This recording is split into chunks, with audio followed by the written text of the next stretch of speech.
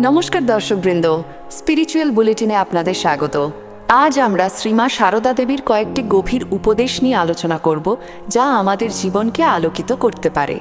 সারদা মা বলছেন, কর্মফল ভুগতেই হবে, তবে ঈশ্বরের নাম করলে ফাল সেঁধুত, সেখানে সূর্য ফুটবে। জপ তপ করলে কর্ম অনেকটা খণ্ডন হয়। মায়ের এই কথাটি আমাদের মনে করিয়ে দেয়, কর্মের ফল অনিবার্য, কিন্তু ঈশ্বরের প্রতি ভক্তি ও সাধনা সেই ফলকে লাঘব করতে পারে। আরও এক বাণীতে মা বলছেন, যদি শান্তি চাও, কারো দোষ দেখো না, দোষ দেখবে নিজের। জগৎকে আপনার করে নিতে শেখো, কেউ পর নয়। এই উপদেশ আমাদের শেখায়, শান্তি পেতে হলে অন্যের দোষ না দেখে নিজের ভুল সংশোধন করতে হয় এবং সমগ্র জগৎকে আপন ভাবতে হয়। মায়ের এই কথাগুলো আমাদের জীবনে চলার পথে পাথেয় হতে পারে। আজ এই পর্যন্তই। আশা করি শ্রীমা সারদা দেবীর এই উপদেশগুলি আপনাদের জীবনে শান্তি ও সমৃদ্ধি আনবে। ভালো লাগলে আমাদের চ্যানেলটি সাবস্ক্রাইব করুন এবং বন্ধুদের সাথে শেয়ার করুন। নমস্কার।